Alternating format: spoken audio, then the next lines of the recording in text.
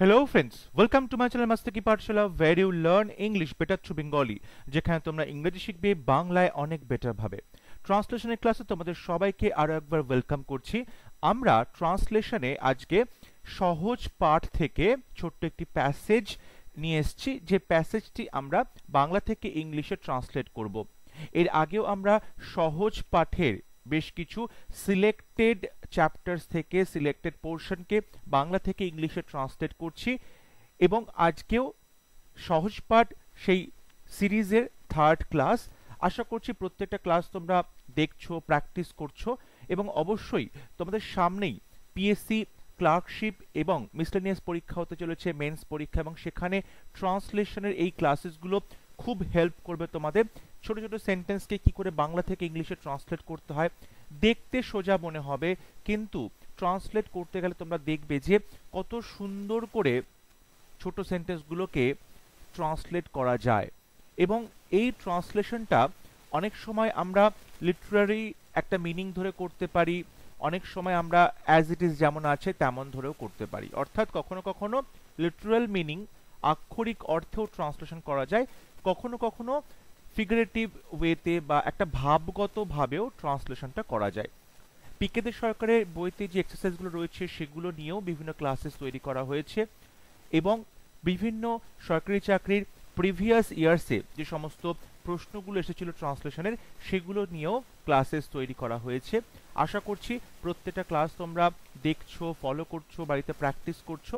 তাহলে শুরু করছি আজকে সহজ পাঠ সিরিজের থার্ড ক্লাস। যে প্যাসেজটি দেওয়া আছে সেটা একবার পড়ে দিই। আজ মঙ্গলবার, পাড়ার জঙ্গল সাফ করবার দিন, সব ছেলেরা দঙ্গল বেঁধে যাবে, সঙ্গে নিতে হবে কুড়ুল, কোদাল, ঝাঁটা, ঝুড়ি। এবার পঙ্গপাল এসে বড় ক্ষতি করেছে। ক্ষিতিবাবুর ক্ষেতে একটি ঘাস নেই, অক্ষয়বাবুর বাগানে কপির পাতাগুলো খেয়ে সাফ করে দিয়েছে।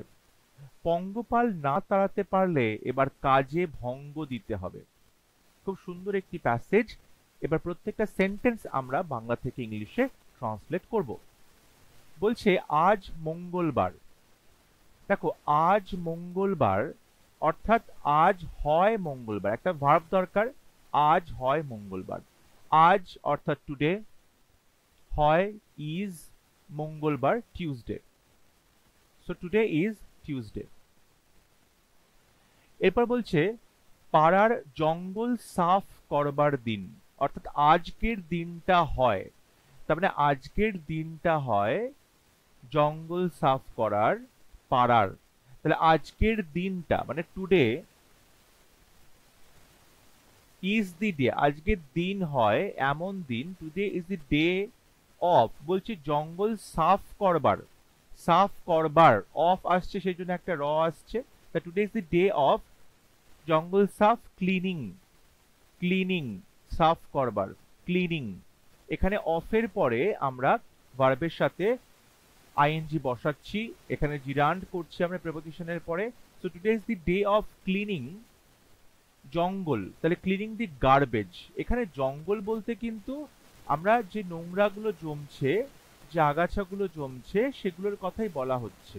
কারণ প্রত্যেক সপ্তাহে সপ্তাহে যদি এই জঙ্গল সাফ করার অভিযান হয়, এবং প্রত্যেক সপ্তাহেতে এত এত গাছ জঙ্গল বেড়ে উঠছে না, এগুলো আসলে কিন্তু পাড়ার যে নোংরা আবর্জনা জঙ্গল আর কি, সেগুলোকে বলা হচ্ছে। সেটার কথার জন্য গার্বেজ লেখা হয়েছে। তাহলে today is the day of cleaning the garbage. কিংবা যদি এখানে কেউ মনে হয় উইড লিখবে, মানে যেগুলো বলতে পারো আগাছা, উইডস, সেটাও লিখতে পারো। ওকে, তাহলে today is the day of cleaning the garbage পাড়ার। পাড়ার মানে লোকালিটি যেটা, তাহলে of the locality, of the locality. পাড়ার জঙ্গল, তাহলে অফ আসছে, of the locality. Today is the day of cleaning the garbage of the locality. সব ছেলেরা দঙ্গল বেঁধে যাবে। দেখো, সাবজেক্ট সব ছেলেরা, ঠিক আছে, যাবে এটা হচ্ছে ভার্ব। তাহলে সব ছেলেরা, তাহলে আমরা বলতে পারি all the boys, all the boys যাবে, will go, all the boys will go. এবার বলছে দঙ্গল বেঁধে। দেখো, দঙ্গল বেঁধে মানে হচ্ছে একজোট হয়ে, সবাই একত্রে একটা গ্রুপে যাবে। তাহলে আমরা এখানে বলতে পারি all the boys will go in a body. In a body কথাটা আমরা বলতে পারি, কিংবা ইন এ গ্রুপ কথাটা বলতে পারি, ইন এ গ্রুপ কথাটা বলতে পারি, কিংবা আমরা টুগেদার শব্দটাও ব্যবহার করতে পারি। All the boys will go in a body, কিংবা ইন এ গ্রুপ, কিংবা টুগেদার, কিংবা আমরা একটা ফ্রেজ ব্যবহার করতে পারি এন ব্লক। এন ব্লক মানে সবাই একত্র হয়ে ইউনাইটেড ওয়েতে একটা গ্রুপে সবাই যাবে। এন ব্লক, EN, তারপর একটা স্পেস দেব, BLOC, N block. So all the boys will go N block, সমস্ত ছেলেরা একসাথে দলবদ্ধভাবে যাবে। ঠিক আছে, এটা খুব সুন্দর একটা ফ্রেজ, তোমরা এটা মনে রাখার চেষ্টা করবে। গ্রুপ বেঁধে যাওয়া বা দল বেঁধে যাওয়া, সেক্ষেত্রে বলতে পারো এন ব্লক। ওকে, কারণ in a group, together, in a body, এগুলো প্রত্যেকটা স্টুডেন্টই বলবে। সেক্ষেত্রে তুমি যদি এন ব্লক বলো, তাহলে তোমার ট্রান্সলেশনের যে কোয়ালিটি সেটা অনেকটাই এনহান্স হবে। পরের সেন্টেন্স, সঙ্গে নিতে হবে কুড়ুল, কোদাল, ঝাঁটা এবং ঝুড়ি। সঙ্গে নিতে হবে কুড়ুল, কোদাল, ঝাঁটা এবং ঝুড়ি। তাহলে এটা বলতে পারো যে আমি যদি প্যাসিভে করি, যে কুড়ুল, কোদাল, ঝাঁটা, ঝুড়ি নিতে হবে সঙ্গে, এটা আমরা যদি প্যাসিভে করি তাহলে কি হচ্ছে, অ্যাক্সেস, কুড়ুল, কোদাল, স্পেডস, স্পেডস, ঝাঁটা, ব্রুমস, ঝুড়ি এবং ঝুড়ি, বাস্কেট। তাহলে axes, spades, brooms and Vazquez নিতে হবে। তাহলে এগুলোকে আমরা বলতে পারি have to be taken. Have to be taken, আমরা হ্যাভ এর বদলে যদি বলি আর টু বি টেকেন, সেটাও কিন্তু বলা যেতে পারে। Are to be taken, are to be taken. ঠিক আছে, হ্যাভ টু বি টেকেন বা আর টু বি টেকেন, নিতে হবে। টেকেন এর বদলে আমরা ক্যারিডও বলতে পারি।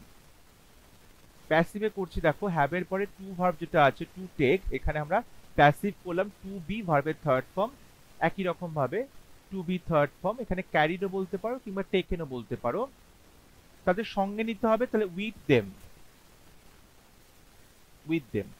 ঠিক আছে, তাহলে axes, spades, brooms and baskets have to be taken বা আর টু বি টেকেন কিংবা ক্যারিড উইথ দেম। এরপর বলছে এবার পঙ্গপাল এসে বড় ক্ষতি করেছে। দেখো, পঙ্গপাল হচ্ছে কি বলো, সবসময় দল বেঁধে থাকে, একটা গ্রুপে থাকে। ঠিক আছে, তো এবার অর্থাৎ দিস টাইম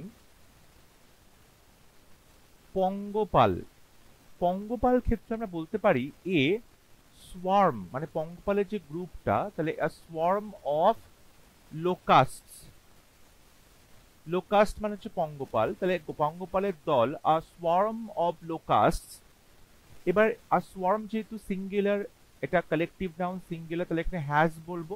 হ্যাজ ক্ষতি করেছে, হ্যাজ ক্ষতি করা, রেক্ট, রেক্ট। এটা আমরা পারফেক্ট টেন্স ব্যবহার করছি, ক্ষতি করেছে, সো আমরা হ্যাজ এর পরে ভার্বের থার্ড ফর্ম বসাচ্ছি, হ্যাজ রেক্ট। এবার বলছে বড় ক্ষতি করেছে, মানে অনেকটা ব্যাপকভাবে ক্ষতি করেছে, সেক্ষেত্রে আমরা হ্যাভক লিখতে পারি, রেক হ্যাভক, হ্যাভক। ঠিক আছে, সো দিস টাইম এবার পঙ্গপাল, a swarm of locusts has wrecked havoc. ক্ষিতিবাবুর ক্ষেতে একটি ঘাস নেই। এখানে আমরা একটা ইন্ট্রোডাক্টরি সেন্টেন্স দেখছি যে একটি ঘাসও নেই ক্ষিতিবাবুর ক্ষেতে, সেক্ষেত্রে আমরা দেয়ার দিয়ে সেন্টেন্সটা লিখতে পারি। তো বলা হচ্ছে দেয়ার ইজ, দেখো একটি ঘাস নেই মানে একটি ঘাসের চিহ্ন পর্যন্ত নেই। So there is no trace, কোন রকম চিহ্ন পর্যন্ত নেই। There is no trace of, there is no trace of grass, ঘাসের। There is no trace of grass মানে ঘাসের কোনো চিহ্ন নেই। কোথায় নেই, ক্ষিতিবাবুর ক্ষেতে, ক্ষেত মানে ফিল্ড, তাহলে ইন দি ফিল্ড, ক্ষিতিবাবুর একটা র আছে মানে অফ আসবে, in the field of Kshitibabu. Kshiti বানানটা হচ্ছে KSHITI, KSHITI, Kshitibabu. Okay, so there is no trace of grass, ঘাসের চিহ্ন মাত্র নেই। নো ট্রেস অফ গ্রাস মানে ঘাসের চিহ্ন মাত্র নেই in the field of Kshitibabu. Next sentence, অক্ষয়বাবুর বাগানে কপির পাতাগুলো খেয়ে সাফ করে দিয়েছে। অক্ষয়বাবুর বাগানে কপির পাতাগুলো খেয়ে সাফ করে দিয়েছে। কারা করেছে? অবশ্যই পঙ্গপাল করেছে, তাই তো, অবশ্যই পঙ্গপাল করেছে। তাহলে সেক্ষেত্রে আমরা বলতে পারি যে পঙ্গপালরা কোনো কিছু বাদ দেয়নি, কোনো পাতাকে বাদ দেয়নি, ঠিক আছে, খাওয়া থেকে। এইটাকে যদি এভাবে লেখা যায় যে the locust have left no leaves, no leaves intact. বুঝতে পারছো?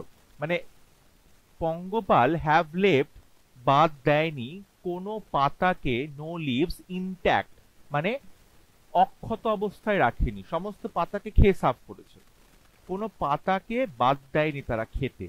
So the locusts have left no leaves intact, no leaves intact অক্ষয়বাবুর বাগানে, in the garden, in the garden of Akshay Babu,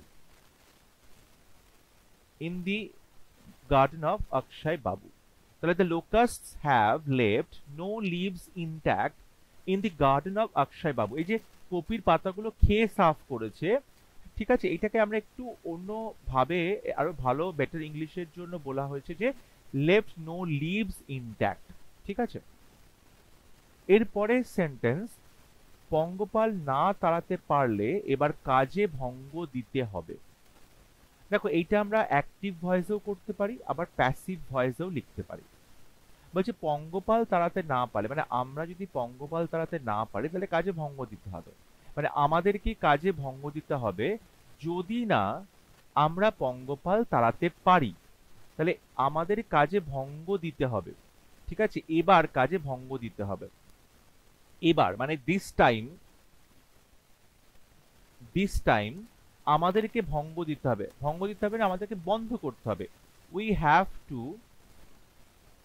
stop, কাজে ভঙ্গ দিতে হবে, কাজ করা বন্ধ করতে হবে, তাহলে we have to stop working, we have to stop working, stop এর পরে আমরা এখানে জিরান বসাচ্ছি working, so this time we have to stop working। পঙ্গপাল তাড়াতে না পারলে, তাহলে unless, যদি না, unless আমরা তাড়াতে পারি, unless we drive away, unless we drive away the locust,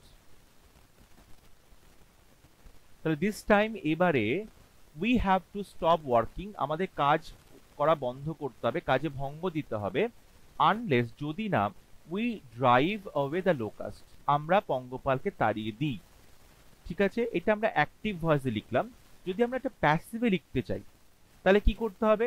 এই যে বলছি we have to stop working মানে কাজটা বন্ধ করতে হবে, তাহলে আমরা এইভাবে লিখতে পারি প্যাসিভে হলে, this time the work has to be stopped, has to be stopped, অর্থাৎ আমরা এখানে প্যাসিভ করছি, টু বি স্টপ এখানে আমরা ইনফিনিটিভে প্যাসিভ করছি, the work has to be stopped unless, যদি না, যদি না, তাহলে দ্য লোকাস্টস,